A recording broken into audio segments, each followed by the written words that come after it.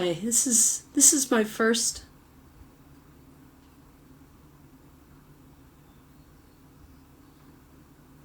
I don't know what's happening now. This is my first Facebook Live, so I hope you'll bear with me if I bumble and fumble a little bit. In these just absolutely crazy times, I've been getting a lot of comfort from Victoria Riddell's reading her favorite poem every day, or every other day, and she speaks about what's been important to her about it. Sometimes she knows the poet. She annotates it a little bit. She helps the listener understand how she sees it and maybe gives the listener an idea of how to view it themselves. I've taken great comfort in these Facebook Lives, and actually they've really inspired me, and I thought I want to do a Facebook Live in which I read a college essay, a sort of stellar, amazing college admissions essay that either has been published in Best College Essays or in one of the other books I've written, or that I've come upon in a very long career of helping students get into the college of their dreams. And to share these, usually the essays, they get read by admissions and then never to be seen again. That's it. And that's why I started, the series, Best College Essay Series, to showcase and highlight these essays that otherwise would never see the light of day.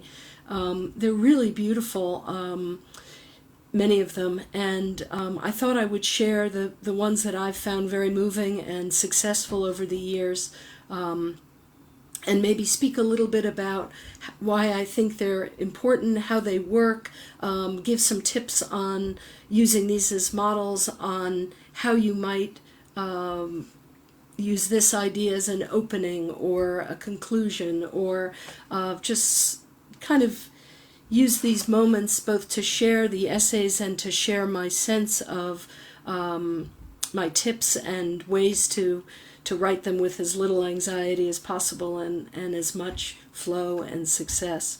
So the first one I've chosen, I don't know if I'm going to do this every week or every other day or whenever, but this is my first one, and we'll see how it goes. The first one I've chosen was written by Nathan Felsenfeld, and it's at least 10 years, maybe 15, maybe 20 years ago. He got into Williams, and I think it's a really beautiful essay. And I've chosen it for this moment because it seems very relevant to this moment. So I'm going to read it to you. I don't know, I may stop as I'm reading it. That may drive you crazy, but I may stop and just comment on what I think is beautiful and what he's doing to make the essay powerful, and then keep reading it to the end. Welcome comments, and I don't know, this is just the first one. I'm excited. I know that the Facebook Lives I've been listening to, Victoria's Facebook Lives, have been really moving and powerful for me at this time. And I think people are really looking for contact and communication through the internet in ways that they have, but not so much before. It's really necessary now. And so I thought I would just share these essays. So here it is. I looked down the lake and saw the lit street lamp that I would steer towards. The sun was just starting to crest over the horizon as our coach gave us the command to start. My JV-8 was doing full practice races, or race pieces, as we called them, against the varsity 8.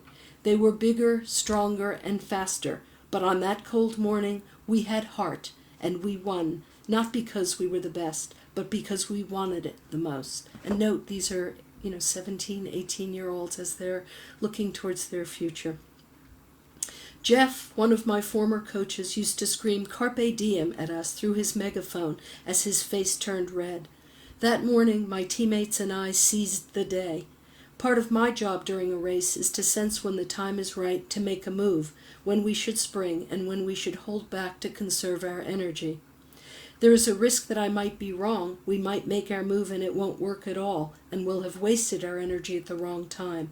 It's my job to make that decision, to seize the right moment and make the call, and that is one of the main reasons I love crew. 3 summers ago, during a crew exchange with rowers in Germany, I had the opportunity to visit Dachau, one of the 5 concentration camps my grandfather survived. One of the rowers on the trip, who was also Jewish, broke down when we looked at the sign over the barracks that read, "Work will set you free." At that moment, I thought about my grandfather, whom I greatly admired. I wonder whether he cried the first time he saw that sign, or at times when he thought he might die. My grandfather made it out of the camps to safety by jumping off a speeding train that would have brought him to his death. When my grandfather jumped off the train, he took the opportunity that was given to him. He didn't wait around to die. My grandfather didn't survive purely because he was lucky, though luck did play a part. He survived because he wanted to, and he took risks. 2 summers ago, we took a family trip to Kenya and visited a Maasai village on the north side of the Masai Mara National Reserve. We gave the leader of the village money to enter. We were told they spend the money they receive from tourists to send their children away to school to start a new westernized life. I found it ironic that our presence was facilitating their cultural destruction. Would the educated Maasai children walk around Nairobi in their elaborate beadwork and blood-red skirts? At first I was disappointed at what seemed like the loss of the Maasai way of life. Then I realized that just like my grandfather, the Maasai had been granted a golden opportunity, and they took it. In order to take full advantage of an opportunity, one must first see that there is one. For reasons I don't quite understand, perhaps it is in my blood, I have this ability. Having to make snap decisions that count is what I thrive on. For this reason, and because I want to dedicate my life to helping others, I want to be a surgeon. So that's the essay. I think it's really beautiful and appropriate for the moment, because I think that as difficult as this moment is, it can be a golden opportunity. I think that admissions departments will probably be asking questions in the next set of admissions, personal statement prompts about what you did during this very unprecedented time in history.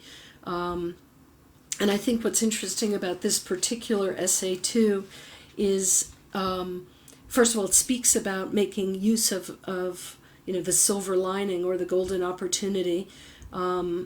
It's about survival in a certain way, making snap decisions at the right moment. I think it's beautiful the way it starts. And note, it starts in medias res, just in the middle. You have no idea what's going on, which creates immediate suspense. And the sentence is, I looked down the lake and saw the lit street lamp that I would steer towards. So I don't think he thought about this, but it's beautiful because the very first sentence is about the light at the end of the tunnel.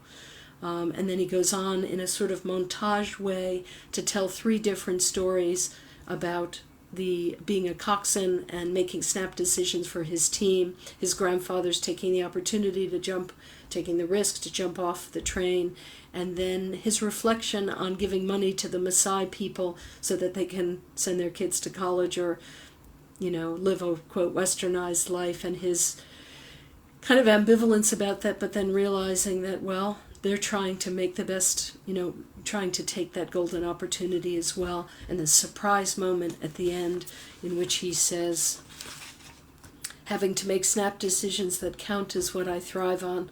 For this reason, and because I want to dedicate my life to helping others, I want to be a surgeon. And I love that he doesn't even speak about that till the very, very end. I just think it's a really beautiful, beautiful essay.